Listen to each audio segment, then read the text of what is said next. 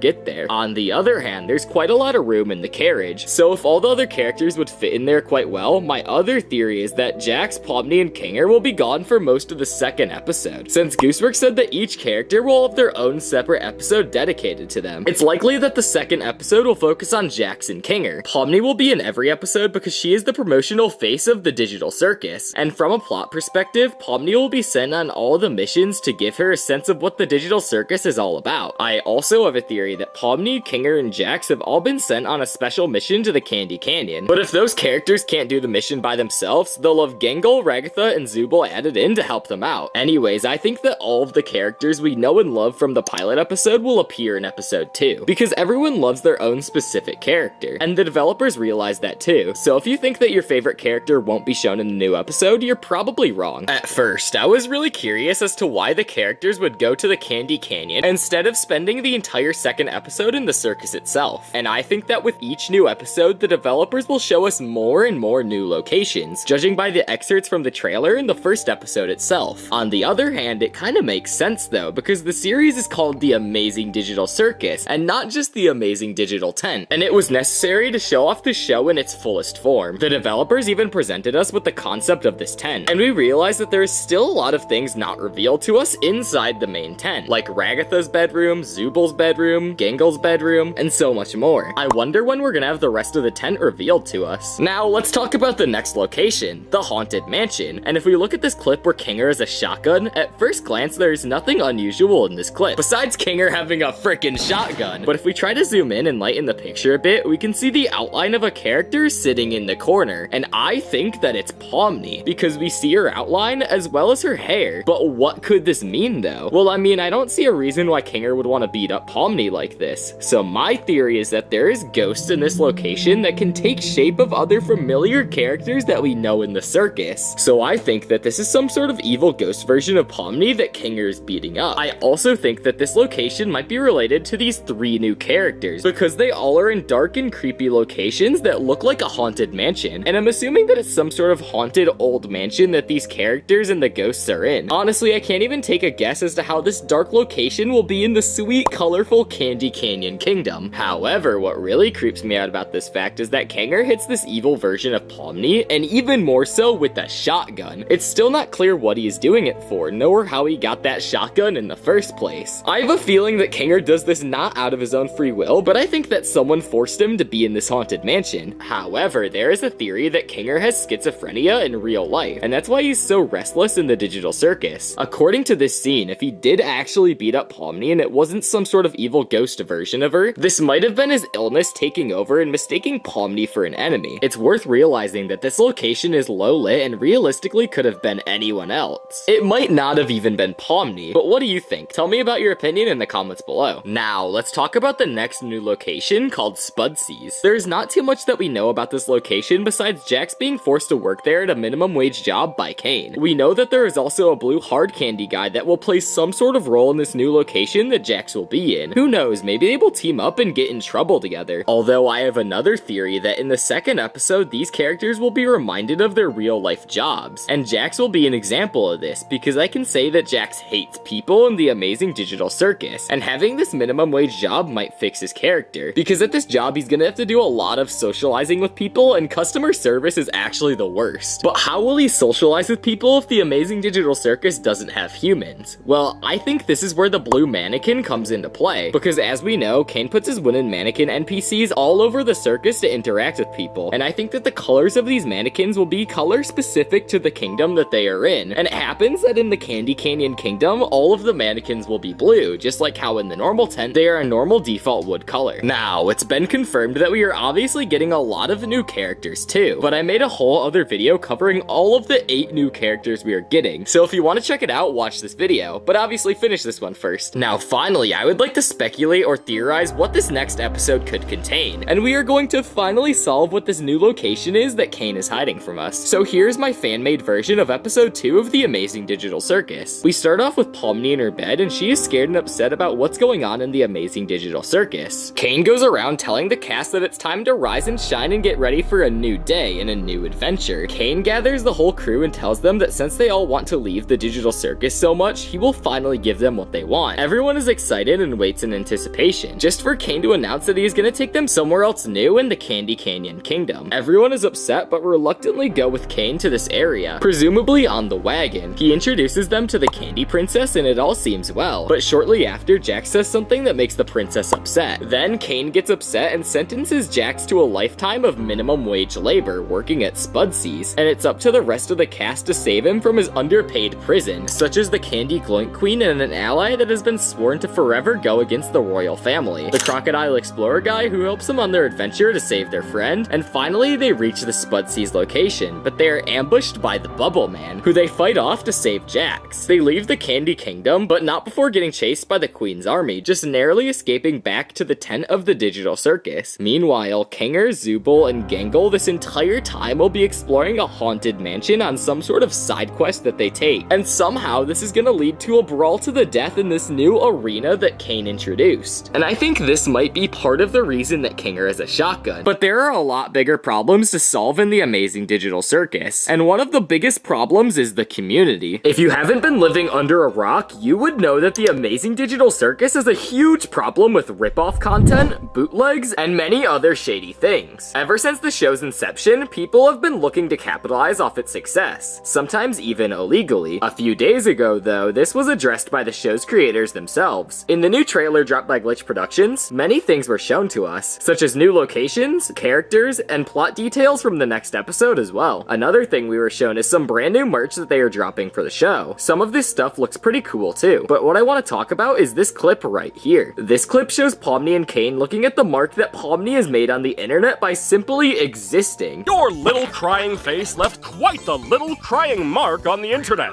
Something I don't canonically have any knowledge of. Take a look. What the f am I looking at? The consequences of our actions. And it's only going to get worse from here. Oh no. But that's not what I'm here to show you. And both seem to be disappointed about what the fanbase has done, and this could be referencing two things, and I'm gonna be talking about both of them. Firstly, the blurring makes me think that they are referencing sexual content. Basically, people will draw and create content with the Amazing Digital Circus characters in ways that are not very family friendly, and I'll just say that this is kind of proven by the reference in this same video about the violent shipping wars that Caine talks about right here. Speaking of dialogue, there will be all sorts of new dialogue from many of our new colorful characters. With this many new characters, imagine all the violent shipping wars that we'll be completely powerless to do anything about! It's easy to see why the creators of the show do not like this. Fans are taking the characters of the show and putting them in contexts that are not even close to what the creator intended, essentially using the characters as puppets for whatever sexual content people need to create. And if I think it's gross, there is no way the show's creators are happy with it. So this is why I think that they mentioned it in the trailer. But the other thing they could be talking about is just generally bad YouTube content like content farms and bad theory channels. According to Google, a content farm or content mill is a company that employs large number of freelancers or writers or uses automated tools like ChatGPT to generate a large amount of textual web content that is specifically designed to satisfy algorithms for maximal revealability by search engines, known as SEO. Basically, these channels exploit the Amazing Digital Circus and its characters to pump out as much videos as they can with little to no love or care for the actual series itself, putting basically no effort into their videos, especially if they use AI for the process, which makes it even easier for these people. The bad theory channels, well, it's not typically as bad, tend to just make up things with little to no proof and pass it off as a theory or even a fact, rather than just speculation. At the end of the day, if their theory ends up just being crap, they still got the click, so it doesn't even matter. Instead of just spending their time crafting a theory or even sometimes fact-checking, these channels will just basically yap for however long and not even give any insightful thought into the show. But if you guys want videos with insightful thought and love into the Amazing Digital Circus every single day, then subscribe to my channel, because I'm just better than all of these people. Next, I want to talk about Glitch Productions' jab at fake merch in this clip right here. I see. I blacked out for a second. What happened? How can we support the production of this cool new show? As you just seen, Kane and Pomni were discussing how funds will be raised for the show, before we see Kane transform into his disgusting abomination of a bootleg plushie. Pomni looks at him confused before he turns back to normal and makes a remark about having quote-unquote fainted. Well, if you didn't know, what Kane transformed into is one of many bootleg plushies of himself, which still, illegally, are being sold now to this day.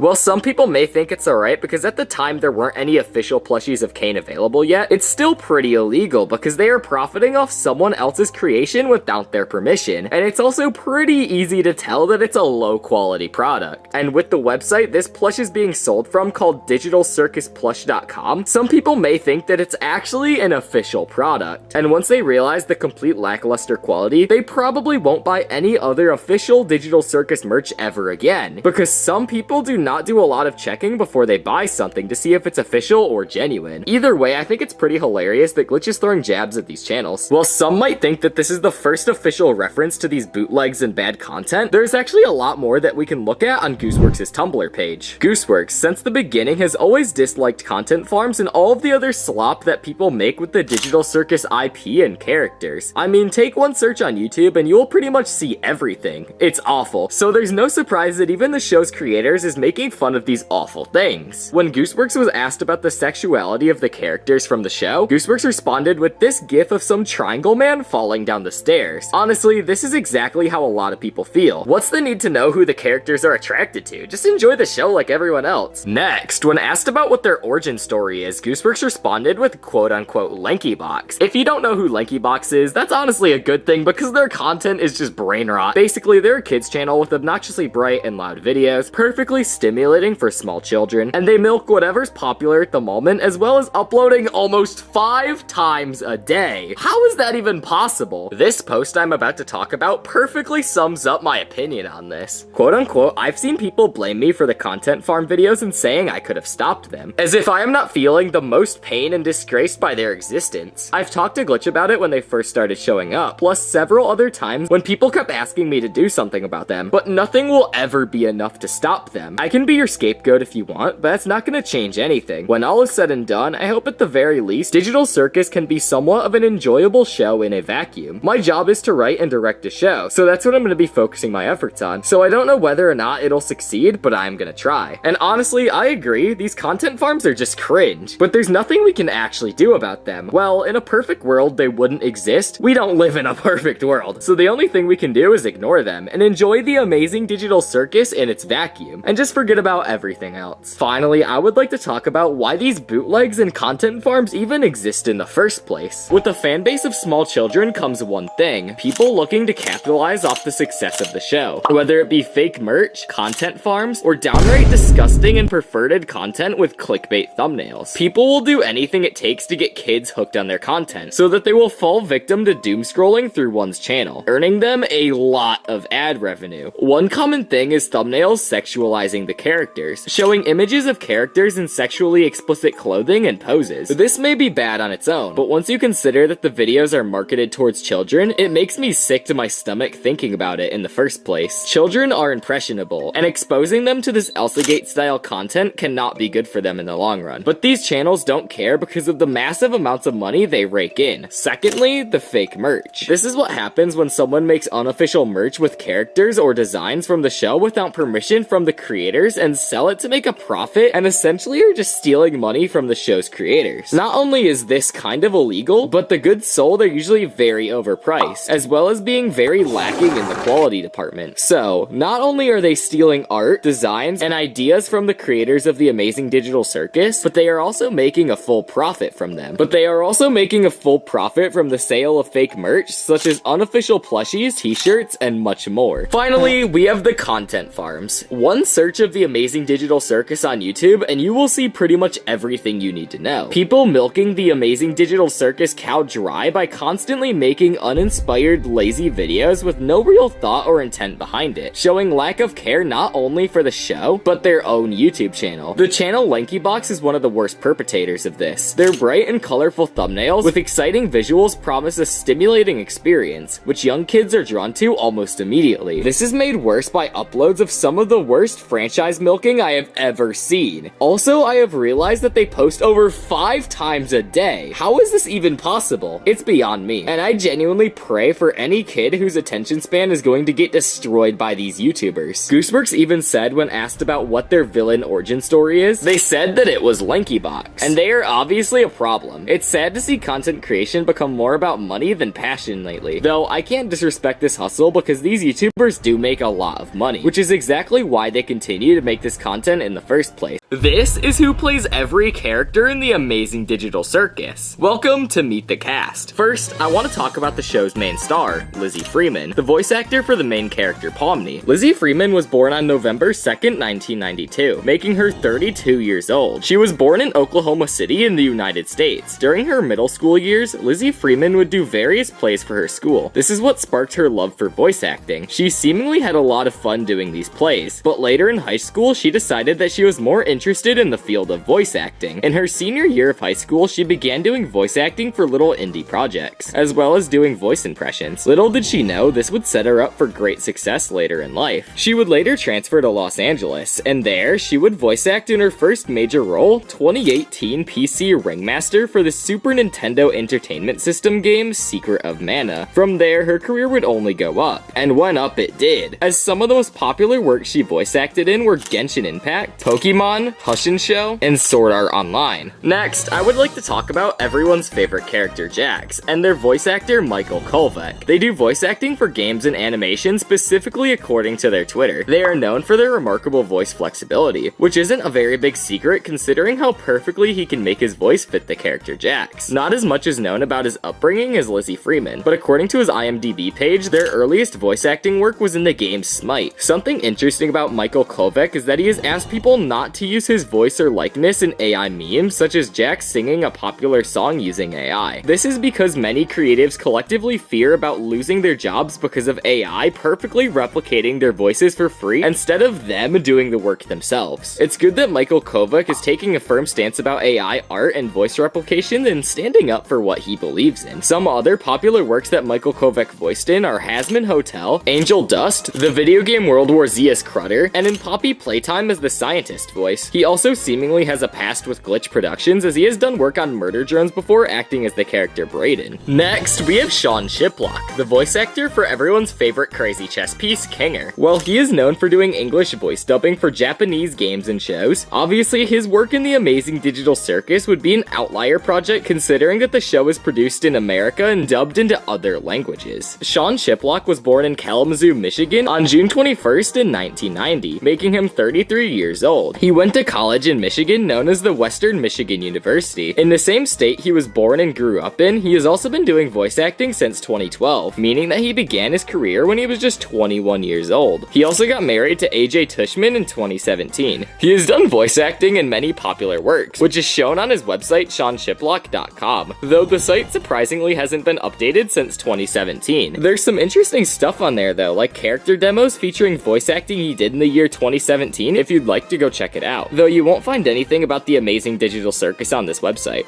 Sorry. Some of the things that Sean Shiplock has voice acted in are a PA announcer in the movie Detective Pikachu. He also voice acted in The Legend of Zelda Breath of the Wild for the Nintendo Switch. Next up, we got the voice actor of Gangle, which is no one other than Marissa Lenti. They were born in Queens, New York on September 18th, 1992, and began their voice acting career when they were only 8 years old, and beginning on screen acting at 12, but would eventually put that to the side to become a streamstress, or dressmaker, and would run a doll and sewing business for a decade before deciding to go back into voice acting. After meeting Taylor Walker, an ADR director at Funimation, she would be cast for the role of the character Lenti in the English dub of Tokyo ESP, which began her real voice acting career in 2014. They also have directed a few shows themselves, those being Keno Friends, Kashigi Shigoro, and Artie. They identify as agender and are asexual. They, just like Sean Shiplock, have a website which is more updated this time, featuring a character reel from 2023, which features various clips of their work on Gangle. Some other noticeable characters, they have Mistress Sadi and One Piece. She also did voice acting in the game Honey Pop. Don't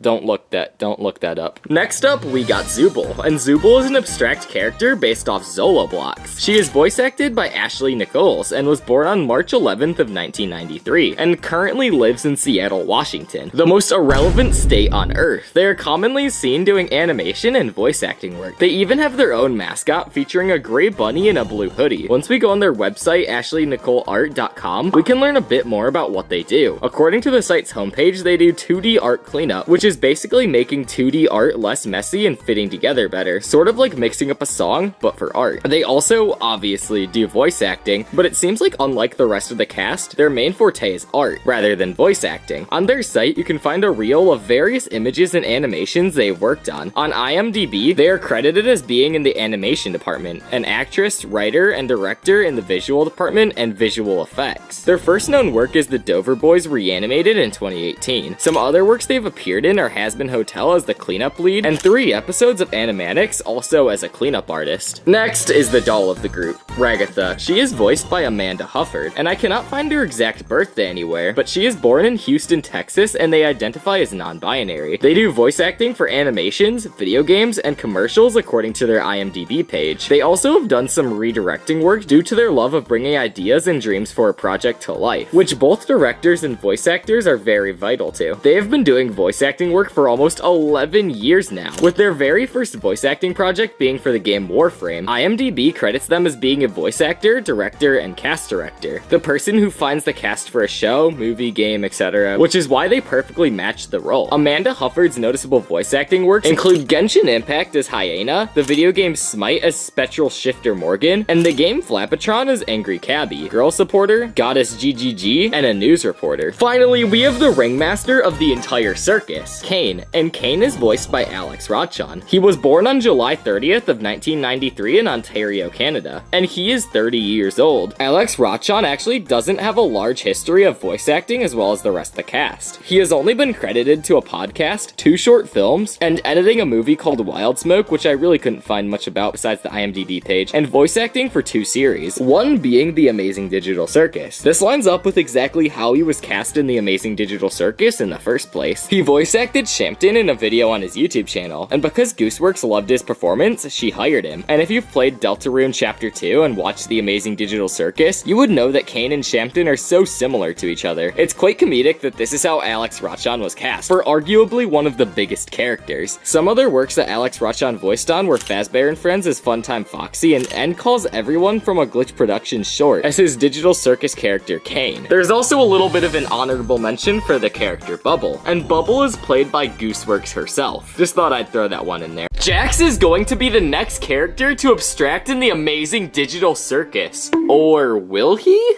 Many of you have been wondering what's been going on with characters abstracting in the Amazing Digital Circus. It's a really interesting concept with a lot of open ends about it, and I have a lot of theories about what could be going on. But I think I just solved this mystery once and for all. But enough yapping, let's just get right into it. Now, when you think of what happens to a character when they get abstracted, you probably think they either went insane or even died. But what if I told you that's not the case? Instead, they found a way to escape. This is proven when we look at how Kaufmo abstracted. You'll never know until it's too late.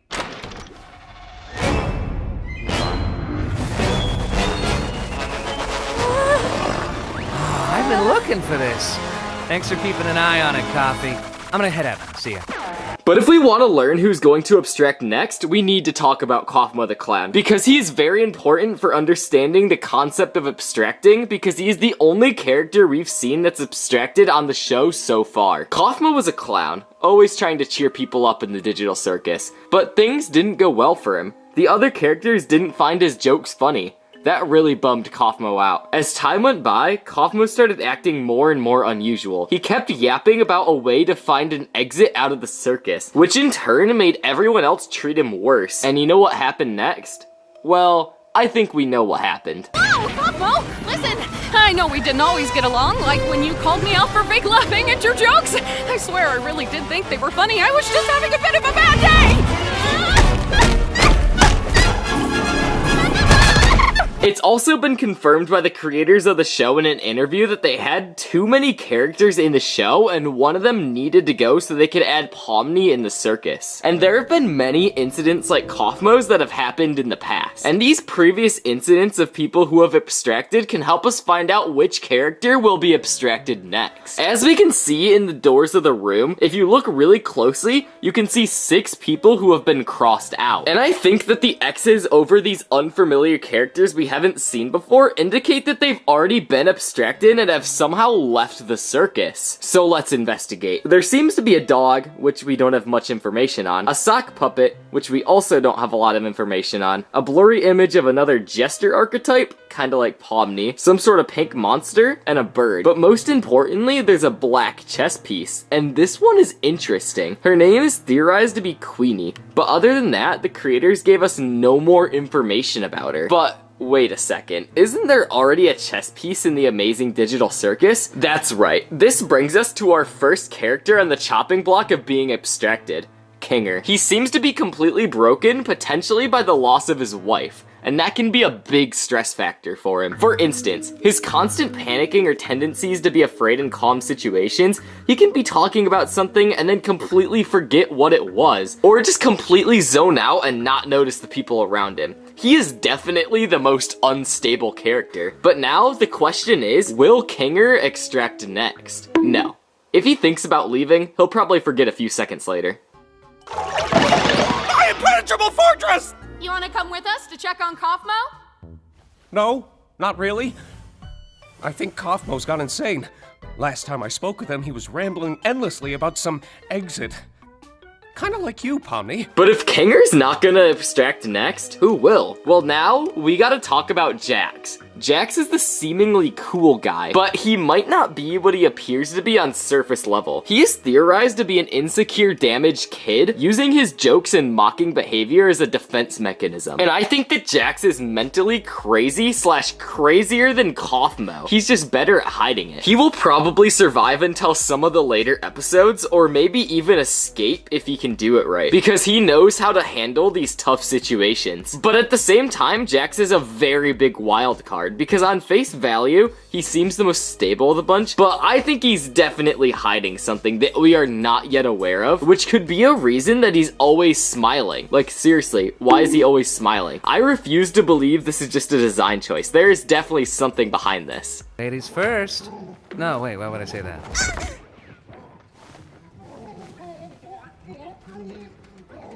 Wait, Pomni's not even here? Wasn't this whole thing for her? Be quiet. I can't hear the escalator. So Jax is a maybe, but chances are he won't abstract in the second episode. But what about Zubal? As odd as it sounds, she might be the one to get abstracted in the next episode. It's kind of ironic to say this though, because she said that Kinger would be the first one it would happen to. Man, I can't believe Kaufmo just gave up like that. I mean, no offense, Kinger, but I always thought you would be next. Thank you. She doesn't panic like Kinger, but behaves in her own unique way. She's rude, grumpy, and irritable. She doesn't like where she is and clearly wants to get out of the circus. But since she doesn't know how to do it, her tension grows and her mental health suffers. Zubal's identity problem is evident. She doesn't know who she is, which can be a serious factor for abstraction. Zubal is rude because her worst fear is love. When Jax was scratching her back with Zubal's arm, Zubal did not like it. Was that an exit door I saw out there? Is that a way to leave? What exit? If there was a way to leave, I'm pretty sure we'd have all left by now. Although it's possible, I doubt she'll be abstracted in the next episode. But what about Gangle? She is a very unstable character similar to Kinger. Her mask controls her feelings and she is very sensitive. But also, Jax may be trying to help her reach her breaking point by breaking her mask. So, Caine, we having a new adventure today for the newbie, or what? I believe that Jax is actually trying to make her abstract. So yes, Gangle could be another potential candidate for abstraction. But what about Ragatha? Ragatha has shown signs of going insane, but Caine managed to cure her in the early stages of the glitch. I am in so much pain! Oop. Ragatha is an optimistic character. but she may be hiding a touch of madness. She has been traumatized and very much so wants to leave. Especially with how she was treated in episode 1, I don't see her staying around much longer. And of course, we can't forget about Pomni, the main character. It might seem impossible for her to abstract, but in the Amazing Digital Circus, there could be a bad ending. This could result in either the death of a main character or her transformation into an abstract monster. Pomni keeps trying to convince herself that it's all a dream, and she talks about finding an exit. The situation in the secret room and the end of the pilot episode suggests that Pomni has started to lose her grip on reality. Because we don't need to eat, drink, or sleep in this digital world. So the digital food here only gives off the virtual sensation of eating without any of the nutritional benefits. Sheesh, lay off it. Since when are you an expert on the digital world? Expert on the what? Pomni is pretty likely to abstract next, because she wants to find an exit, and you remember who else wanted to find an exit? It was Kaufmo. Pomni could definitely be a potential candidate for abstraction. But finally, we have to consider Caine. Caine is a very mysterious character. It's also theorized that Caine killed his brother. In the scene where the CNA sign is shown, it's been theorized that that acronym might mean Cain and Abel. And we didn't see Abel in the game, so we have to assume it's Caine's brother. But the real question is, will Caine abstract? I really don't think so. I see him staying around till the very end of Amazing Digital Circus. But what about Bubble? Yeah, we're really covering everything in this theory. But I'm pretty sure we can count Bubble out pretty quickly because it seems like Bubble is just another one of Caine's NPCs. Kaufmo from the Amazing Digital Circus is still alive. And I know what you're thinking. How could he be alive if he abstracted in the first episode? Well, in this video, I'm gonna tell you what happened to Kaufmo, the reason he got abstracted in the first place, and find out if he's still alive.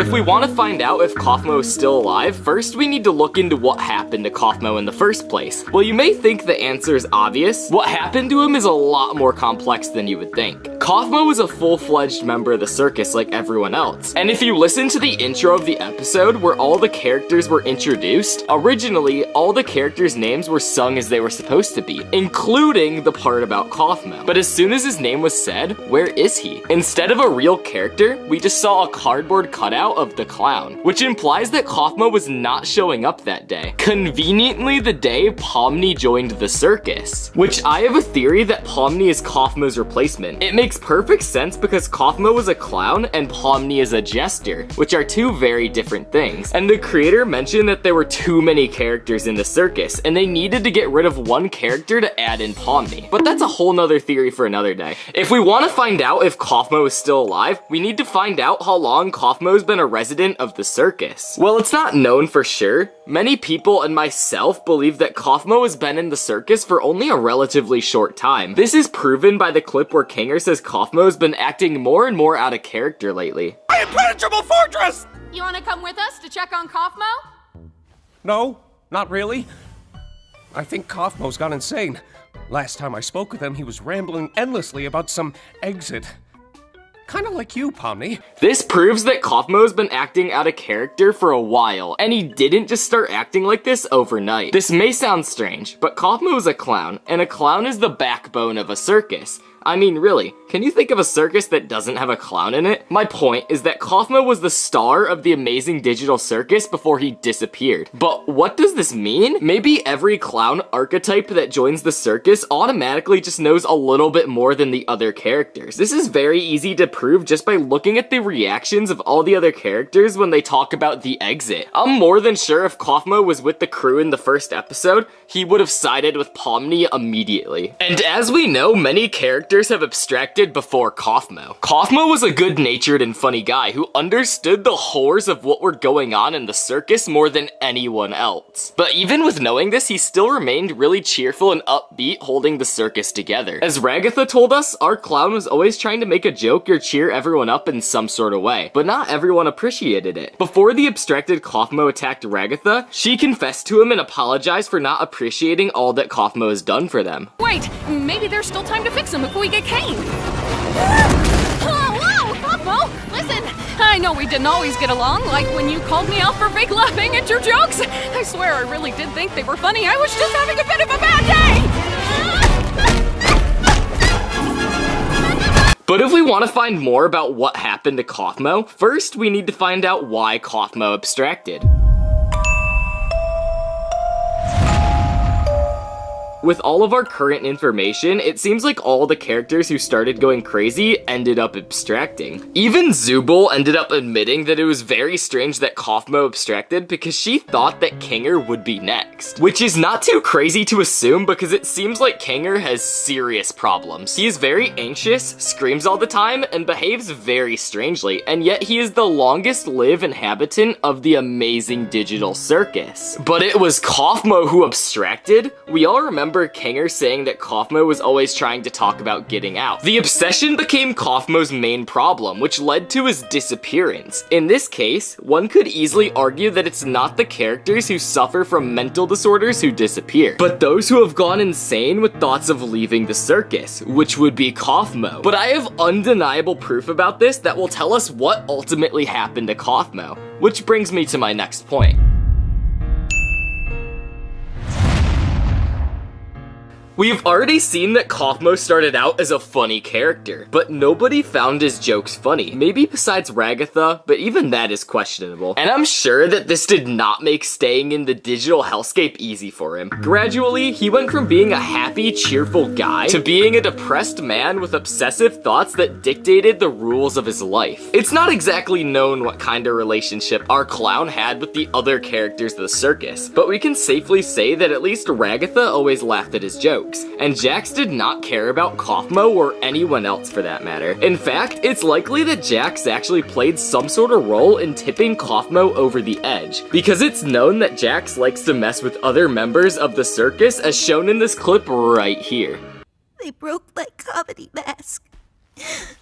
So, Caine, we having a new adventure today for the newbie or what? So Jax actually could have played a part in abstracting Kaufmo, but back to my main point, Kaufmo did not have enough support from any other members of the circus to snap out of it and get back to normal. The other characters hardly encouraged him, thinking he was crazy when he started talking about his way to escape the circus, kind of like what happened to Pomni, which only reinforced his belief that nobody needed him here. Everybody remembers what Kaufmo's room looked like, and I doubt it's always looked like this. In fact, I doubt Kaufmo drew this all in one day. This is something that would take weeks or months to draw, which proves that nobody ever visited Kaufmo's room to see how he was doing or ask if he was okay. And in Kaufmo's room, you can see a huge number of exit drawings. And there are various pictures that we don't understand yet, where Kaufmo is depicted as an evil clown, or the strangest picture where he has drawn himself, but only in a dissipated form. But the main picture in Kaufmo's room is a drawing of an evil-looking Caine where he has huge fangs like a dog or a wolf, instead of the usual teeth he has, chasing after the unfortunate clown. But this drawing will actually come in handy to figure out what really happened to Kaufmo.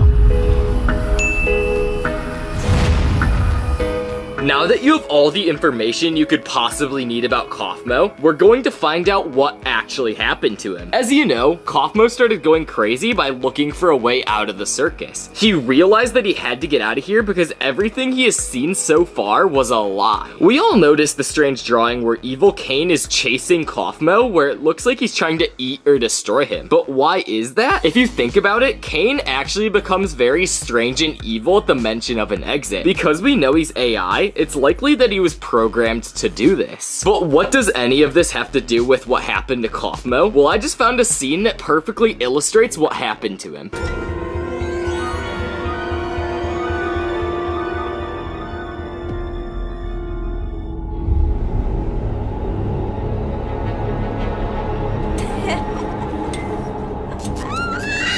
As we know, Pomni and Kaufmo are very similar, almost too similar. So it's almost guaranteed that Kaufmo saw the exits, the void, and the basement, where all the abstracted characters are hidden in form of monsters. But if he went insane enough to get abstracted, we can only imagine what more he has seen. But what did Kaufmo see that Pomni didn't? The computer in the desk of the office in the exit rooms. We all know that this computer plays some sort of significance in the real and digital world, as we see it in the circus at the end of the show when we zoom out of the void void into the real world. So I have a crazy theory where Kaufmo discovered this computer and saw something on it that led him to ultimately get abstracted. This is supported by the drawings you see on Kaufmo's wall just before he disappears. Realizing all the horrors of further life here, Kaufmo was trying to imagine one of the exits he saw from the information on the computer. And as we know, he found himself in the same office as Pomni. But not understanding what to do next, he quietly explored and came to the last room leading to the void. Like Pomni, Caine was able to recognize this and teleported Kaufmo back to the circus. But Kaufmo, determined to leave, tried a few more times, and each time Caine managed to stop him. Perhaps after one of these attempts, the very situation that Kaufmo painted on his room actually took place. He left that as a clue to the rest of the circus on what Caine can really do. He wanted to let the members know that Caine is not to be trusted and should be feared. After many failed attempts, Kaufmo had an idea on how to outsmart Caine, and he got into the void without anyone knowing. But why the void? After Kaufmo realizes that Caine is not who he says, he assumes that the void is just a room that leads nowhere, and where the character will stay forever. Then, Caine would just most likely leave Kaufmo there to wander around for the rest of his life after so many attempts to save him. But no, he saved him every single time, which means that going through the void is somewhere the characters are not supposed to be. There would be another door leading to the basement, and Kaufmo knew that because he has gotten there himself after doing all of this. Kaufmo realized that there is a real world outside of the void by outsmarting Caine, and Kaufmo was able to get out. Once Caine realized this, there was nothing he could do. After all of his power is inside of the amazing digital circus, and the only option was to make Kaufmo look like a complete psycho that has gone too far. So far, in fact, that he became a disintegrated, abstracted monster. And Caine has clearly done this many times because there is a lot of strange monsters in the basement that look the exact same. It's as they are all pre-programmed NPCs that Caine creates in such cases. And so we can say that all the other characters who are no longer in the circus didn't dissipate at all. But on the contrary, they were able to escape despite the horror going on inside of them, and finally got out of this terrible place. But why do the monsters stay in the basement after Caine puts them there? Well, I just found the answer. See, Caine has to maintain his mechanism in the circus that when you start freaking out and seeing exits about how to get out of the circus, a character is bound to see the basement behind one of those doors. At this point, Caine will explain that all the other characters who suffer the exact same thing as Kaufmo will eventually also end up in the basement. So the characters being sent to the basement is just a way to scare the other members of the circus. But this brings us to our last point, and I finally answer the question that you guys have all been waiting for.